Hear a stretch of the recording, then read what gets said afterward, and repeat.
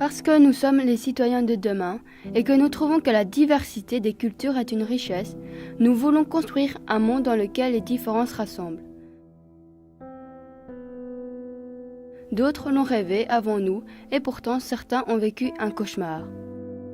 Parmi eux, Simon Kronowski et Paul Sobol. Pourquoi ces hommes ont-ils été victimes de l'intolérance ?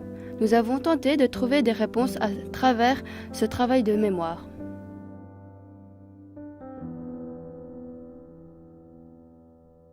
En 1943, Simon avait 11 ans. Il a été arrêté avec sa maman et sa sœur par la Gestapo. Tous trois ont dû monter dans un convoi qui devait les conduire à la mort. Mais Simon a pu sauter du train.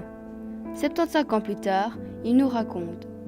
Quand j'avais 11 ans, les nazis ont tué ma mère, ma sœur, dans la chambre à gaz d'Auschwitz-Birkenau. Et mon père en est mort désespéré juste après la guerre. Et moi, à 11 ans, la Gestapo m'a pris et m'a jeté dans un cachot. Et j'ai été déporté avec le 20e convoi le 19 avril 1943. Et par miracle, j'ai sauté du train et je me suis échappé. Et j'ai été aidé par des gens qui ont risqué leur vie pour m'aider. Cet épisode existe depuis toujours dans ma mémoire et je ne crois pas que mon regard d'adulte a pu changer quelque chose. Voilà. Si tout le monde est bien installé, je vais commencer. Il faut lire beaucoup. Moi, je lis énormément de livres sur cette période pour me faire une idée, parce que j'ai jamais compris pourquoi. On m'a amené là-bas, on a tué mes parents et mon petit frère. Je n'ai jamais compris pourquoi. Et bien c'est ça, le travail de mémoire.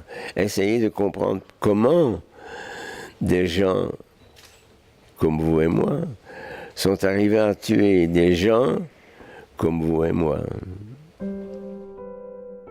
Le travail de mémoire passe par une connaissance de l'histoire. Si celle-ci s'apprend dans les livres et à l'école, les témoins parviennent à nous faire prendre conscience de sa réalité. Moi, je suis une des personnes, sur les millions de personnes que la guerre a touchées, vous comprenez ? C'est que moi, j'ai passé, je n'ai que moi qui a passé ça.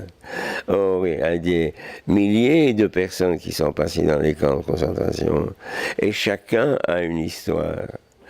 Donc, comment voulez-vous transmettre l'histoire de chacun ? C'est pas possible. Sauf si vous vous plongez vraiment dans toute l'histoire du nazisme.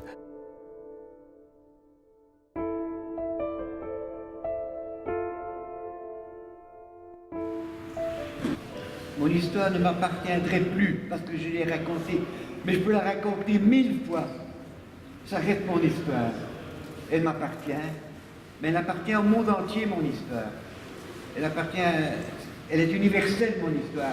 Elle représente l'histoire de beaucoup de victimes de toutes les époques, de tous les lieux. Cette histoire m'appartient toujours, enfin. Mais elle appartient à tout le monde.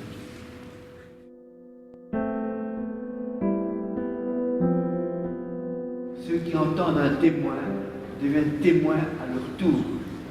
Donc j'attends que vous mettiez en garde vos enfants, vos petits-enfants, et que eux-mêmes mettent en garde leurs enfants, pour que ça ne revienne jamais, des crimes de ce genre, ni en Belgique, ni ailleurs.